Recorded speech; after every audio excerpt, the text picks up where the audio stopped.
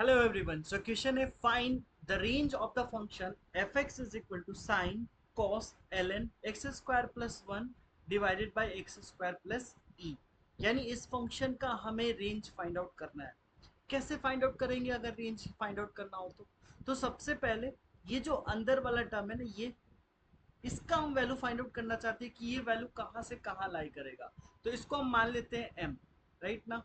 m बराबर कितना हो जाएगा? सो m बराबर x square plus one divided by x square plus e. अगर आप इसको क्रॉस मल्टीप्लाई करोगे तो m x square plus m e is equal to x square plus one हो जाएगा, है ना। यहाँ से आप क्या देख पा रहे हो, यहाँ से अगर हम ऐसा करें M x square M x square ऐसा लिख देते हैं यहाँ पे एम, हम यहाँ पे ऐसा लिख सकते हैं ना, एक्स स्क्वायर कॉमन ले ले तो एम माइनस वन एंड ये हो जाएगा वन माइनस एम ई। तो यहाँ से एक्स स्क्वायर बराबर क्या हो जाएगा? One minus M E upon M minus one. ठीक है। अब यहाँ से एक चीज आपको पता है, वो चीज क्या कि एक्स स्क्वायर जो है ऑलवेज आपका greater than equal to zero होगा। That means one minus M E upon M minus one भी आपका क्या होगा? Greater than equal to zero होगा। अब अगर आप नंबर लाइन यूज करोगे यहाँ पे, ये हो जाएगा माइनस इन्फिनिटी से प्लस इन्फिनिटी, है ना। न्यूमरेटर को जीरो करोगे तो m बराबर one by e, so one by e और यहाँ पे मिल जाएगा वन। वन से ज्यादा कोई भी वैल्यू ले लो, सपोज आपने ले लिया two, so one minus two E negative, two minus E positive, so ultimately आपको क्या मिल रहा है? नेगेटिव। इस बीच में कोई वैल्यू लेते हो अगर तो आपको मिलेगा पॉजिटिव और यहाँ पे नेगेटिव। हम लोग किसके लिए सॉल्व कर रहे हैं? Greater than equal to zero के लिए। तो यहाँ से हम कह सकते हैं कि m बिलोंग्स टू का क्या हो जाएगा? वन बाई ई को इंक्लूड कर सकते हैं क्योंकि वहां पे आपको वैल्यू जीरो मिलेगा। तो वन बाई ई से और वन, वन को आपको एक्सक्लूड करना होगा कि डिनोमिनेटर जीरो नहीं हो सकता है। तो यहाँ से हमें एक चीज तो पता चल गया कि x square plus one by x square plus e का जो वैल्यू होगा, यही है ना। हाँ, इसका जो वैल्यू होगा वन अपॉन ई से बड़ा लेकिन वन से छोटा होगा, राइट ना, है ना। अब इसमें क्या करते हैं? लॉग लगा लेते हैं। सो क्या लिख देंगे? L N x square plus one divided by x square plus E less than L N one, और ये हो जाएगा L N one by E. ठीक है ना। एल एन लगाने से यहाँ इनइक्वालिटी चेंज क्यों नहीं हो? क्योंकि एल एन में बेस क्या है आपका? ई है। एल एन का मतलब बेस ई, तो इनइक्वालिटी चेंज नहीं हुआ, है ना। अब इसको सिंप्लीफाई करके आप क्या लिख सकते हो? ये हो जाएगा L N x square plus one divided by x square plus e, और एल एन वन जीरो होता है। एंड इसको आप क्या लिख सकते हो? वन बाई ई को आप लिख सकते हो e to the power minus one, and l n e to the power minus one चला आएगा यहाँ पे और एल एन ई हो जाएगा। और एल एन ई का वैल्यू आप जानते हो वन होता है, सो ये माइनस वन। यानी l N x square plus one by x square plus e का जो वैल्यू होगा माइनस वन से बड़ा एंड जीरो से छोटा होगा, राइट।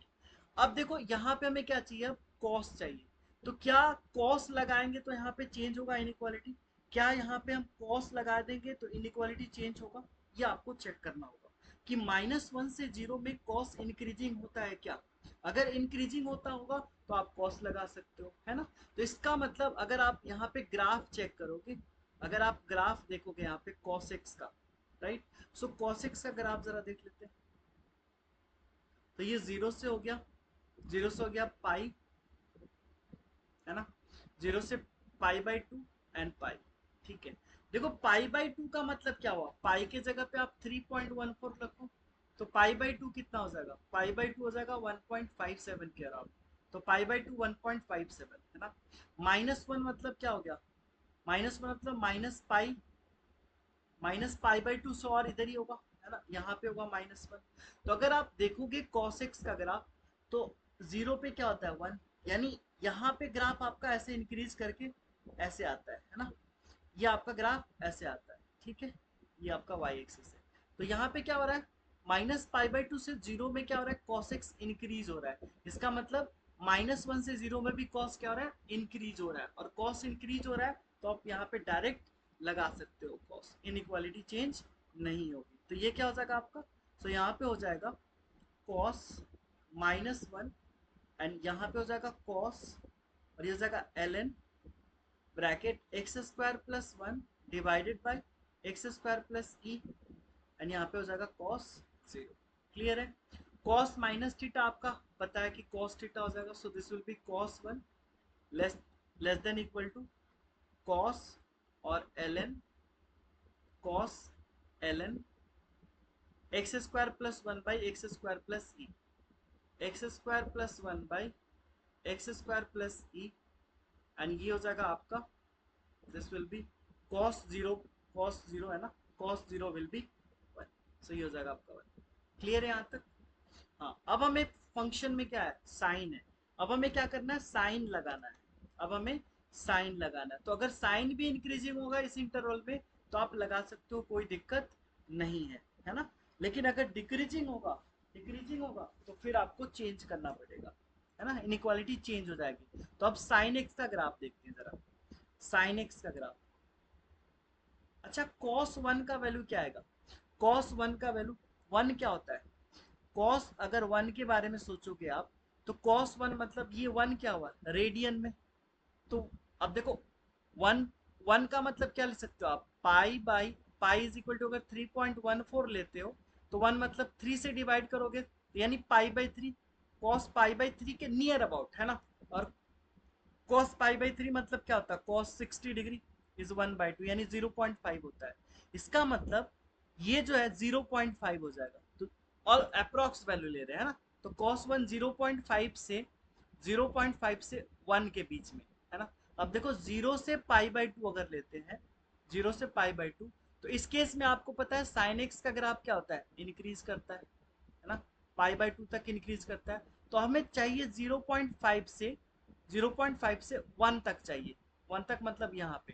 तो इस केस में भी साइन क्या हो रहा है, इंक्रीज कर रहा है। तो इसमें भी आप डायरेक्ट साइन लगा सकते हो, कहीं पे इनइक्वालिटी चेंज नहीं होगी, राइट। तो ये हो जाएगा आपका साइन cos 1, राइट, और ये हो जाएगा sine bracket cos bracket ln bracket x² + 1 by x² + e bracket close bracket close bracket close, और ये हो जाएगा आपका साइन 1।